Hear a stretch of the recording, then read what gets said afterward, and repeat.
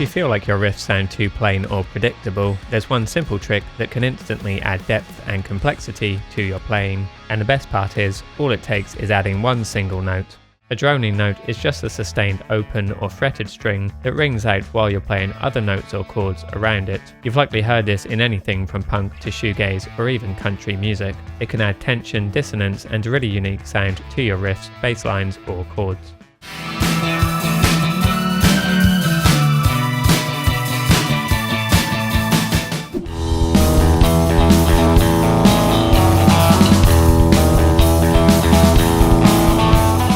One of the easiest ways to use droning notes is on the high E or B string. It cuts through the mix and adds a nice airy quality over whatever you're playing. Even if you're just playing single notes or octaves, adding an open E string can make it sound way more interesting.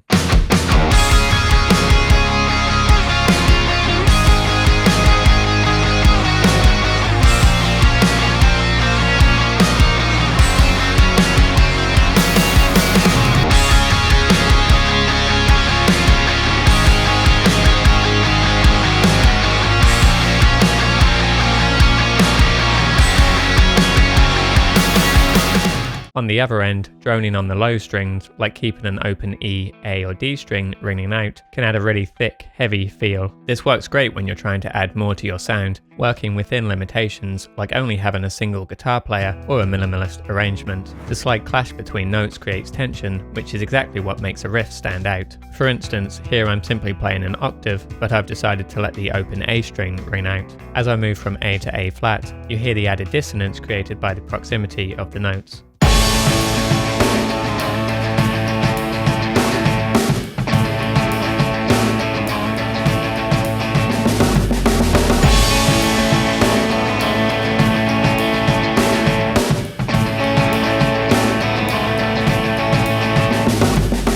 Besides just lead riffs, this can work great in combination with chords too. Take for instance your standard power chord. By lifting up your index finger and allowing the open E and B strings to ring out, it adds a nice shimmering quality to the chords as you move up and down the neck.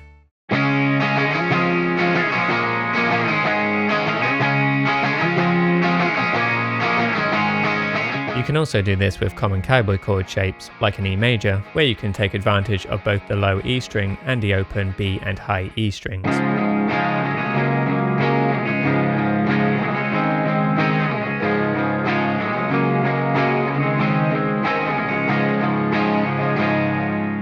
This doesn't need to be limited to just guitar either. You can use droning notes on any instrument for a similar effect. One of my personal favourites is organs, which tend to sit really nicely in a typical rock band setup. Run, Maggie, run, with the heart of a rebel child. It's the exact same method as with guitar. Find a note or two that sits nicely over your chord progression, then mix this in underneath.